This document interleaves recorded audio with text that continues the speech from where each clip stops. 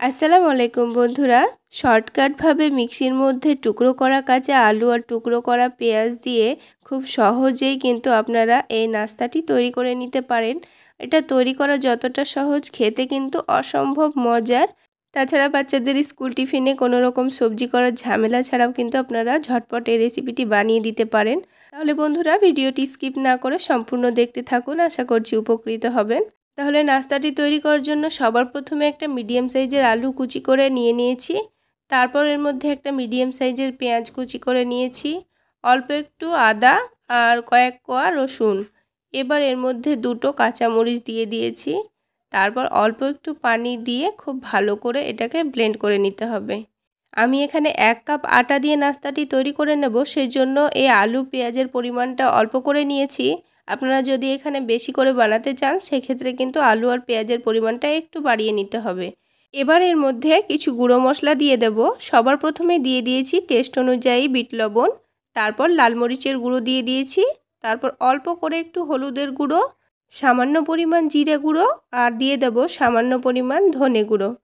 এবার এখানে 1 চামচ মতো আজওয়াইন দিয়ে দিচ্ছি, আর আপনাদের হাতের কাছে যদি এটা না থাকে তাহলে বাদ দিতে পারেন।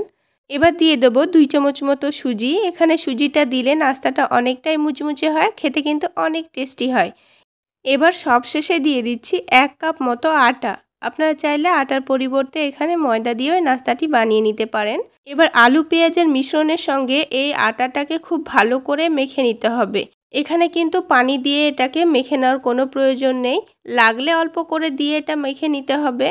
তবে এই আলু পেঁয়াজের মিশ্রণে কিন্তু এই ডোটা খুব সুন্দরভাবে হয়ে যাবে। আর এখানে খুব বেশি নরম করে কিন্তু এই ডোটা মাখা যাবে না, একটু শক্ত করে মেখে নিতে হবে।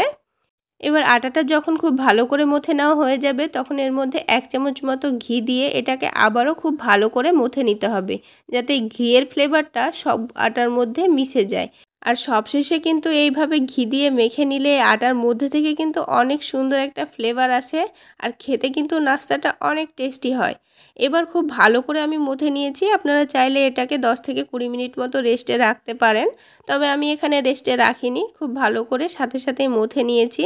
এবার লেচি কেটে নেওয়ার জন্য এই আটার ডোটাকে খুব ভালো করে লম্বা রোল করে নিয়েছি, তারপর একটা ছুরি দিয়ে ছোট ছোট পিস করে কেটে নিয়েছি। আপনারা আপনাদের পছন্দ মতো পিস করে কেটে নেবেন। আমি এখানে ছোট ছোট করে পুরি তৈরি করে নেব, সেই জন্য ছোট ছোট করে লেচিগুলো কেটে নিয়েছি। এবার খুব ভালো করে হাত দিয়ে একটা স্মুথ বল তৈরি করে নিয়ে এটাকে বেলে নেব।